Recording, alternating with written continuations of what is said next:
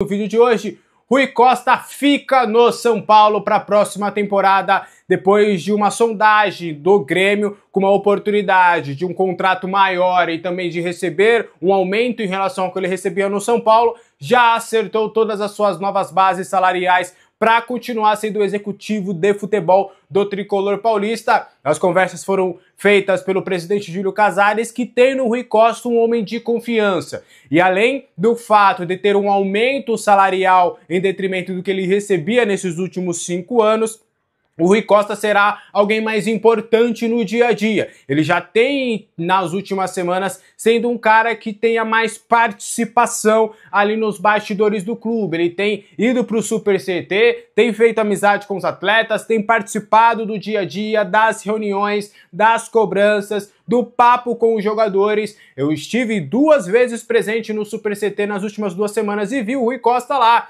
conversando com os atletas, conversando com o Crespo, sendo cada vez mais participativo mesmo, não só ficando apenas nas negociações de jogadores, seja para venda, para compra, para empréstimos, para renovações de contrato, não. Rui Costa hoje ele é bem participativo dentro do futebol do São Paulo e foi com essa promessa, com essa prerrogativa, além, óbvio, do aumento salarial, que o presidente Júlio Casares conseguiu convencer o Rui Costa a permanecer. O contrato se mantém o mesmo em termos de tempo de duração, tá? O contrato do Rui Costa continua valendo até dezembro de 2026, mas por conta dessa sondagem do Grêmio, o interesse do Dorico Roman, que é o novo presidente do Clube Gaúcho, de contratar o Rui Costa, alinhado a dar essas demandas maiores para ele, o Rui Costa preferiu a sua permanência dentro do São Paulo. Você acha que é uma boa o Rui Costa permanecer no São Paulo? Você gosta do trabalho dele? Quero muito saber aí a sua opinião nos comentários. Fato é que essa renovação de contrato do Rui Costa, na minha opinião, dá ainda mais um enfraquecimento para Carlos Belmonte. É notório, tá, gente? Quando a gente trata do tema Guerra Fria, é porque não há um embate, não há um racha, não há quando eu falo um racha, não há uma quebra entre Casares e Belmonte. Os dois, eles se dão muito bem no dia a dia ainda, eles são, digamos, profissionais, podemos dizer assim. Eles, cada um respeitando, né, o seu poder, a sua liderança, o seu cargo, mas os dois se dão muito bem. Porém, mais uma vez, na minha opinião, é um movimento que enfraquece muito o Carlos Belmonte. É o Casares mostrando cada vez mais que, a grosso modo, tá tentando minar o trabalho do Belmonte. Essa que é a verdade. A gente sabe que hoje Belmonte e Casares caminham para lados opostos dentro do São Paulo. Já não há uma convergência de ideias, principalmente visando as eleições do próximo ano. Já tem vários rumores e fofocas sobre o Belmonte estar se aliando a um ou outro, a gente não vai entrar nesses méritos. Mas fato é que já há essa guerra fria, já há, porque, assim, com todo respeito, antes o Carlos Belmonte, que é adorado pelos jogadores e comissão técnica, tá? O relacionamento do Belmonte com o elenco, com várias pessoas com quem a gente conversou dentro do próprio grupo, é espetacular, eu diria. O Belmonte é amigo dos caras, mas óbvio também mantendo uma hierarquia. Além de ser um amigo, ele também é o chefe dos caras e todos o respeita muito. Só que, claro, quando você coloca lá o Carlo Magno para entrar dentro do Super CT, para começar a fazer o planejamento do próximo ano no âmbito financeiro, você dá um recado, ó, você não conseguiu aí cuidar do lado financeiro do futebol, você gastou demais aí, eu tô colocando um cara aí para dar uma segurada nesses gastos. Aí agora o Rui Costa, que também é do Casares, o Casares quem o contratou, o Rui Costa é um profissional do futebol, não é alguém com chave ali do Belmonte. Então aí você dá mais poderes para o Rui Costa. Na minha visão, o Casares deixando o recado, ó, tô colocando mais pessoas ou dando mais poderes para as outras pessoas para, ó, te dar uma limada aí nos seus poderes. É o que eu acho, mas o Belmonte, eu cravo aqui para vocês, tá?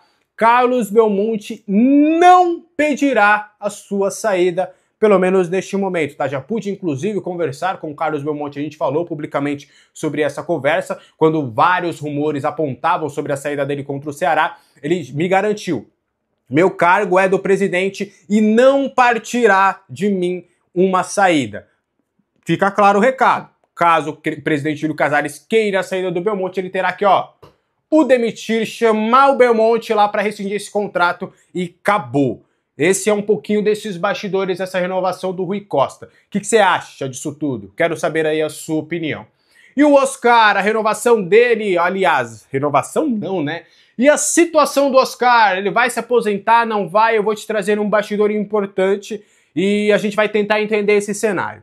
Até o diagnóstico do Oscar, que foi um diagnóstico mais tranquilo, mais calmo, né? Todo mundo conseguiu entender que era bem mais leve do que se esperava, né? Todo mundo acreditava que era algo mais grave, mas não, graças a Deus, foi tudo bem mais leve do que o esperado. Só que antes desse diagnóstico, o São Paulo tinha recebido do próprio Oscar, que já era para dar um encaminhamento para o anúncio da sua aposentadoria. Ele já iria anunciar, através de uma coletiva de imprensa, a sua aposentadoria, o adeus do futebol, alinhado com os familiares. Os familiares do Oscar com que a gente conversou, com outros colegas que também conversaram, atestam: não vamos deixar o Oscar voltar a jogar futebol. Só que tudo isso era pré-diagnóstico.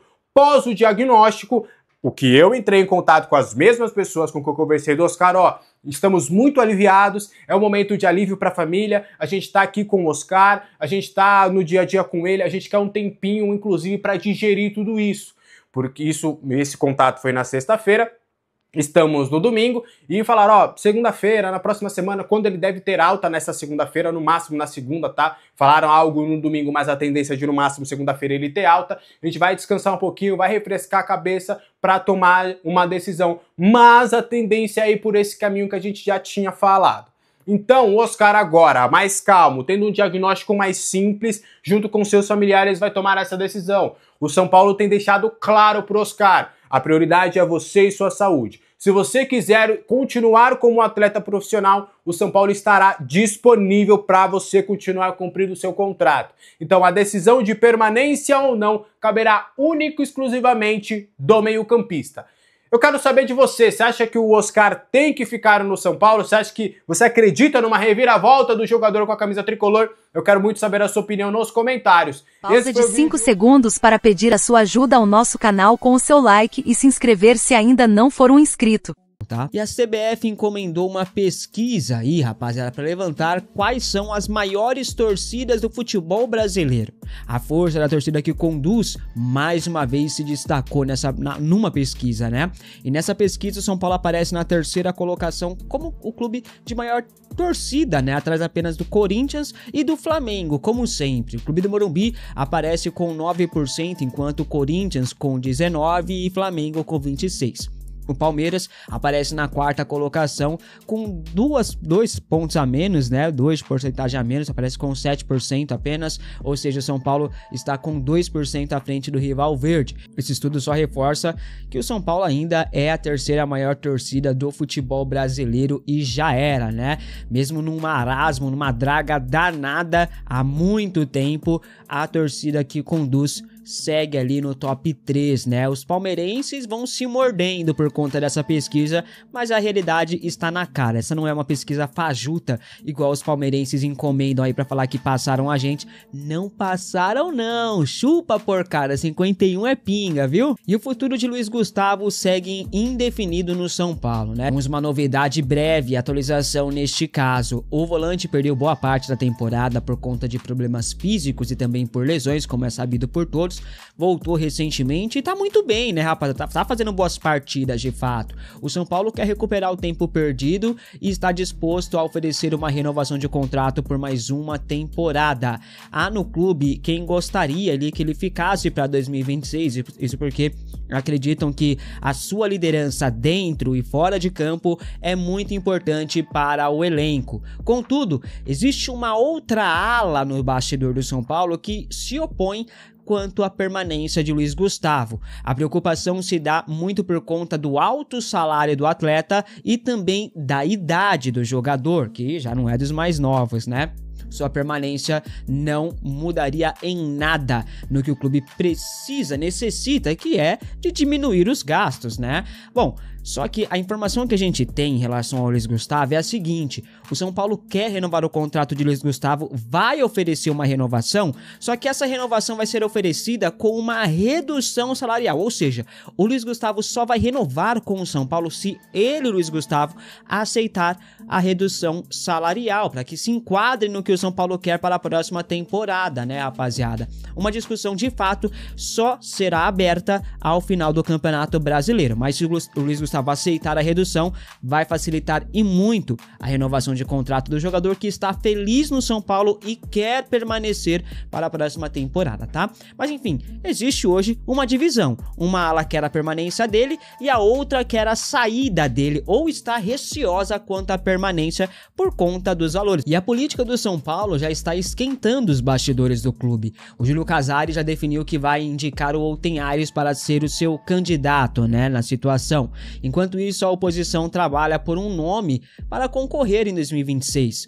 O Caio Forjás, conselheiro da oposição, disse o seguinte, abre aspas: temos o Marco Aurélio Cunha, muito experiente, midiático, pode agregar muito ao São Paulo. Temos nomes na situação para entender se eles pensam como a gente, e o mais importante é que os presidenciáveis abram mão da vaidade, unir e afastar isso da política, hoje sabendo o lugar de cada um. Se trouxermos um Pinotti, eventualmente, o São Paulino verdadeiro poderia votar usando um voto direto, de sócio-torcedor, fazendo a construção de um movimento que vem crescendo. É um movimento apolítico e há conselheiros de todos os lados fazendo reuniões frequentes e, quem sabe, levarmos isso à Assembleia Geral com metade mais um dos sócios, fecha aspas.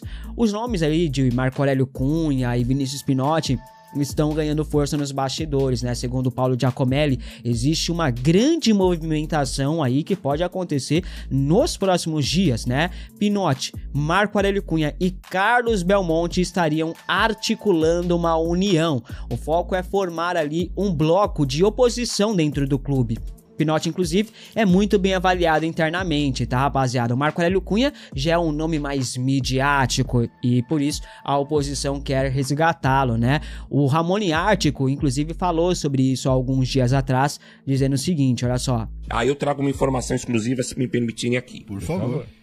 Existe uma corrente de uma ala da oposição de São Paulo que está tentando trazer de volta o Marco Aurélio Cunha para ser vice na chapa. E até onde eu consegui apurar, já existiu nas reuniões, nos corredores do Morumbi,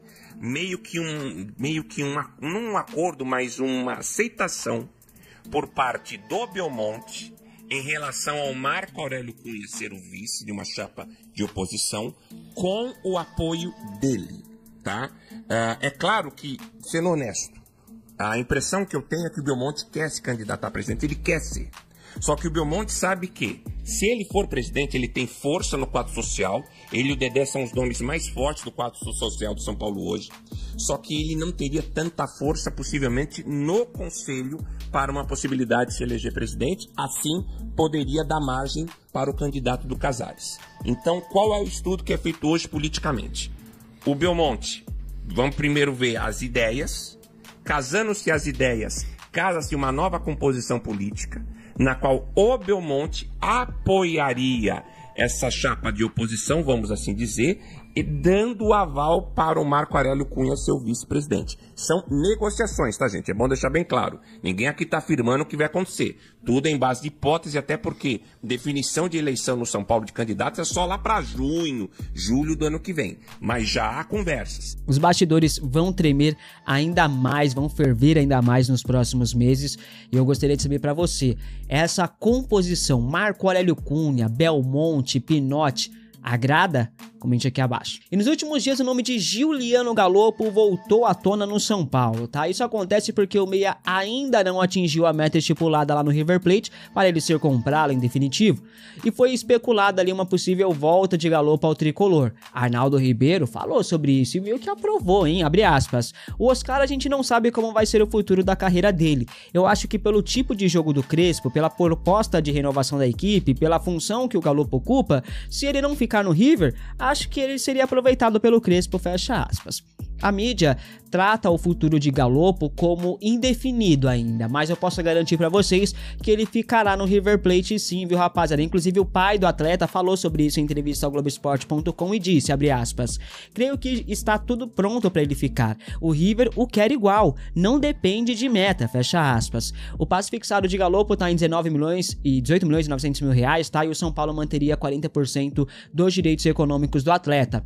Esse valor só seria pago caso o Galopo atingisse a meta estipulada. Caso ele não atinja, aí o São Paulo, aí o River Plate, no caso, pode negociar ali uma redução no valor e etc. Mas São Paulo vai abrir negociações em breve para renovar, para vender o Galopo, né? E colocar nessa negociação o abatimento do valor pela compra de Enzo Dias, que já atingiu a meta estipulada aqui no São Paulo, e também vai colocar também o valor do empréstimo do Tapia, tá? Galopo tende a ficar no River, mas se não permanecesse, caso não permanecesse, você aceitaria ele de volta? Comente aqui abaixo a sua opinião. Casares, viu? Ou tem Aires de Abreu Júnior, para quem não sabe, ele é presidente do Conselho Deliberativo, ou seja, presidente do São Paulo e presidente do Conselho. Eles foram chamados, convocados, como queira, para ir no BTG para conversar e tiveram com o André Esteves, para quem sabe, ele é um cabeça lá, é o bambambão, manda-chuva, como você quiser. E o André Esteves, com esse buchicho de BTG, de Diego Fernandes, e Diego Fernandes está representando o banco, não está representando o banco, fala daqui, fala dali.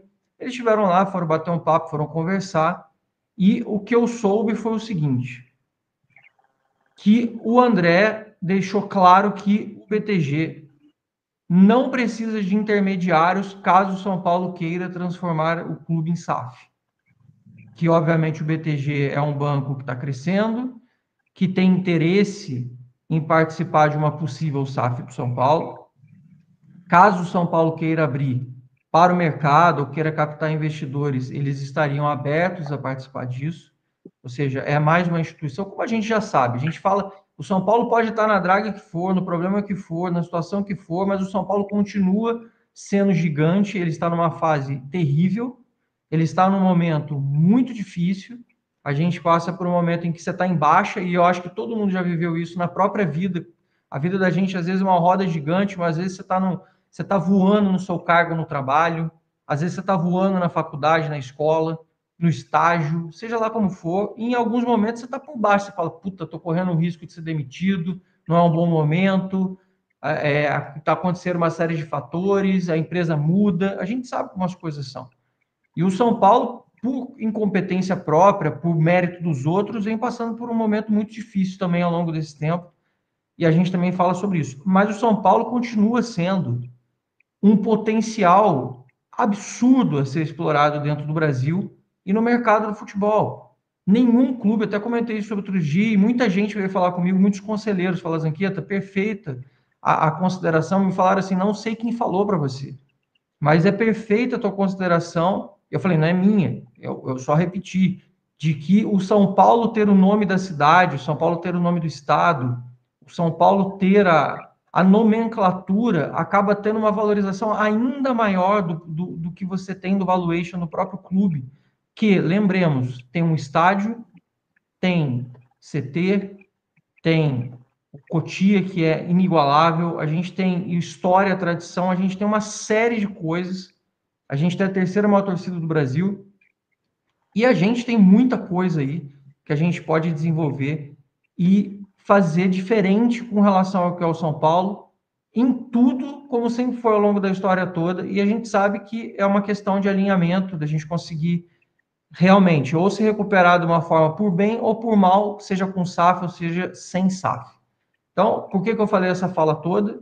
É uma introdução para o assunto do BTG, que é uma continuidade do tema, porque você começa a mexer no mercado, você começa a atrair atenção, você começa a atrair interessados, você começa a movimentar os players do mercado que começam a fazer perguntas, começam a se mostrar com vontade de entender melhor a situação do São Paulo. E o São Paulo, obviamente, foi conversar com ele, entendeu isso, entendeu que o BTG estaria à disposição e que não precisaria de intermediários. E até onde eu sei, o que foi ouvido é que o Diego Fernandes ele pode fazer o projeto do lado dele, ele pode fazer algum monte de coisa, mas se o São Paulo tiver interesse de um parceiro comercial ou de um parceiro ter um banco ao lado, não necessariamente é necessário ter um intermediário participando disso. E aí muita gente fala assim, mas e a Galápagos? Como é que fica? A Galápagos não é super alinhada com Casares, eles não têm um alinhamento maior referente a isso.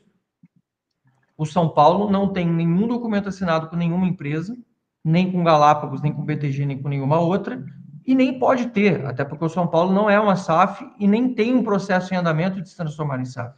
Tem só um estudo sendo contratado. Então, o São Paulo está livre e apto a conversar com qualquer um.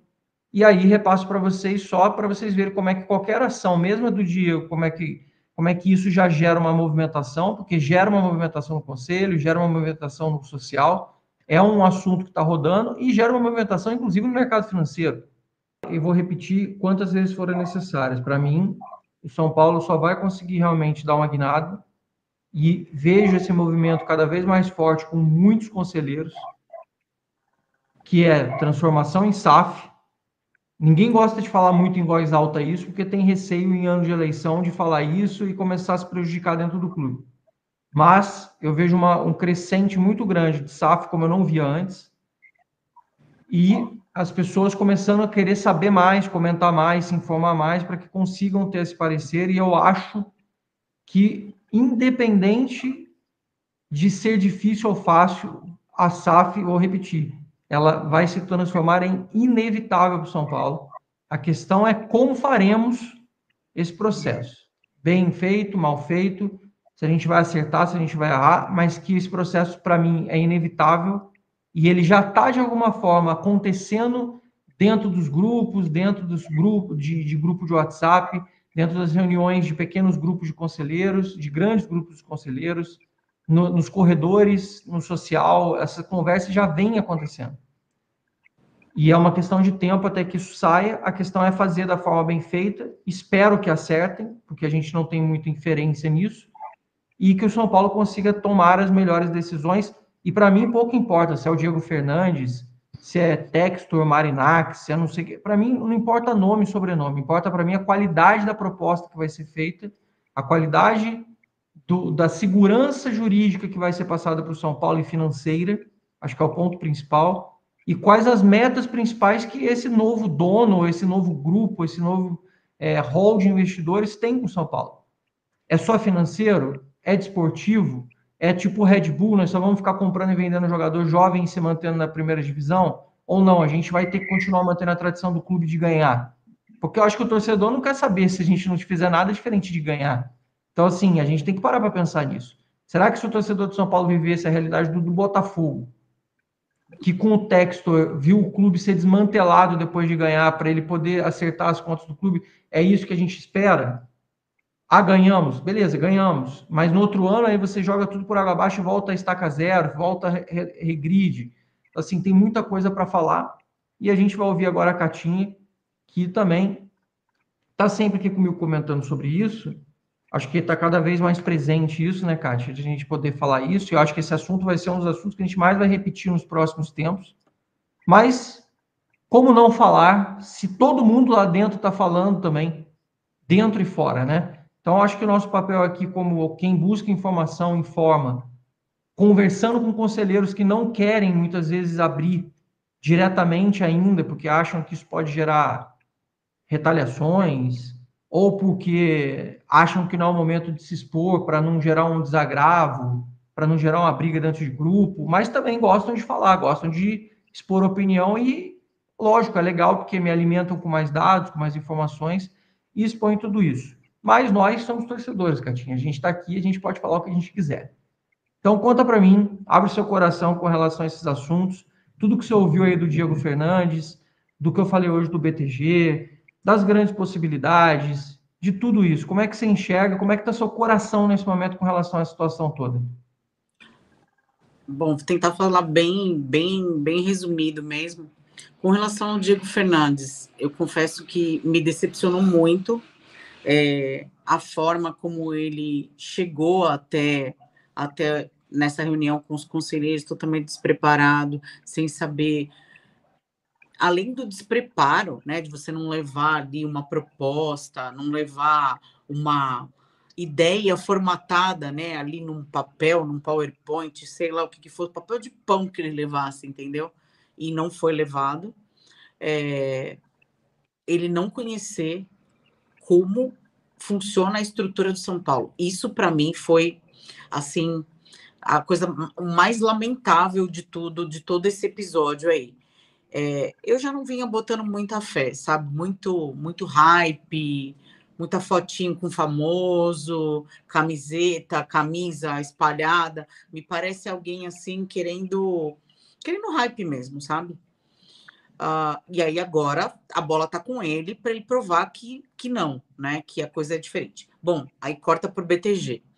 Não me surpreende, tá, Zanca?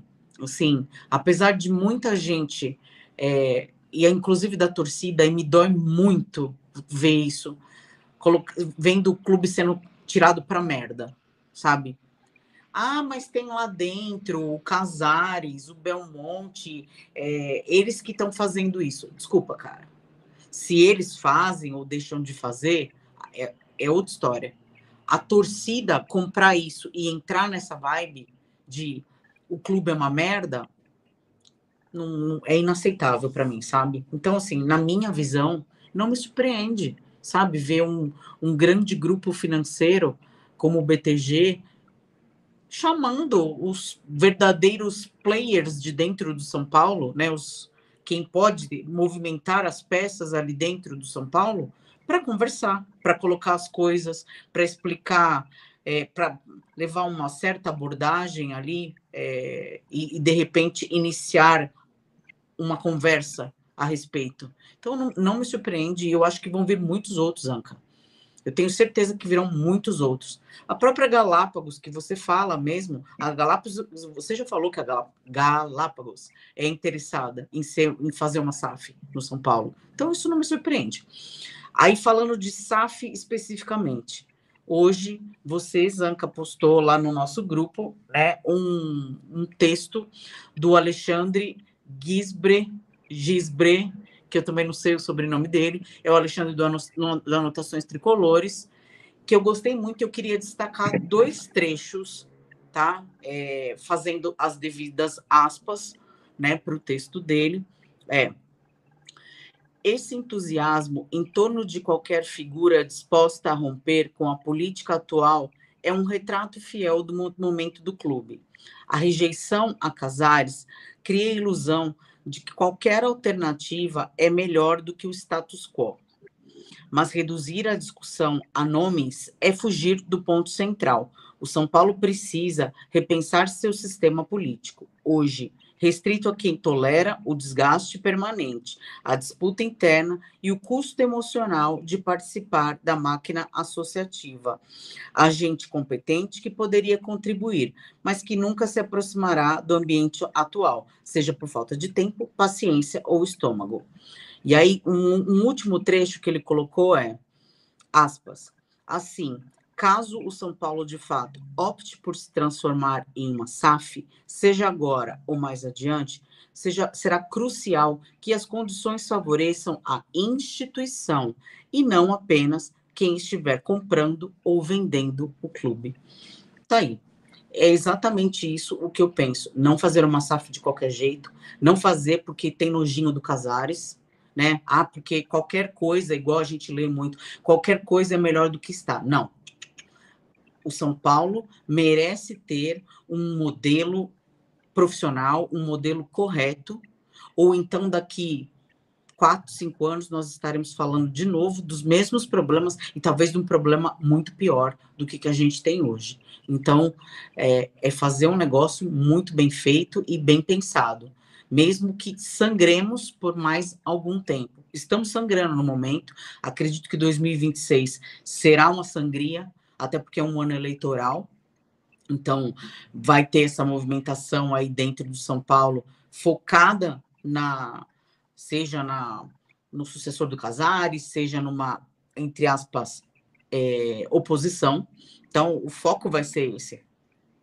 Mas que, principalmente, essas pessoas, seja lá quem for eleito, tenha isso já bem estruturado, de implementar, levar para a implementação de uma SAF num modelo correto, com os parceiros corretos, e pensando sempre no São Paulo, e não em quem vai botar a grana. Óbvio que quem vai botar a grana vai fazer e vai querer o dele, mas assim, levando sempre os interesses maiores, que são o do São Paulo Futebol Clube. Acho que